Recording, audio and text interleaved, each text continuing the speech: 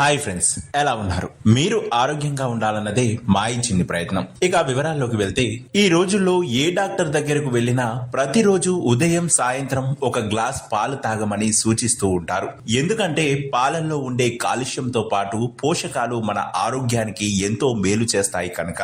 అంతేకాదు, ప్రతిరోజు పాలు తాగడం వలన మన ఎముకలు దృఢంగా మారుతాయి. అయితే చాలా మంది చేసేటువంటి పొరపాటు ఏమిటంటే పాలను ఎక్కువగా మరిగిస్తూ ఉంటారు. ఇలా పాలను ఎక్కువసేపు మరిగించడం వల్ల అందులో ఉండే పోషక విలువలు దెబ్బతింటాయంటున్నారు ఆరోగ్య నిపుణులు. అయితే ప్యాచరైజ్డ్ పాలు 71 డిగ్రీల సెల్సియస్ వద్ద మరగబెట్టడం వల్ల వివిధ ప్రక్రియలకు లోనవుతాయి కనుక ప్యాకెట్ పాలను గంటల తరబడి మరిగించడం కంటే 5 నిమిషాలు వేడి చేయడం చాలా మంచిదంటున్నారు నిపుణులు.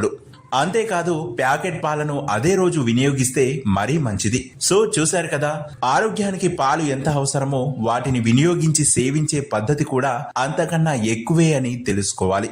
ఇలాంటి మరెన్నో ఆరోగ్యకరమైన చిట్కాల కోసం ఆరోగ్య బలం ఛానల్ ని సబ్స్క్రైబ్ చేసి పక్కనే ఉన్నటువంటి గంట సింబల్ ని నొక్కండి. అలాగే ఛానల్ ని లైక్ చేసి షేర్ చేయండి.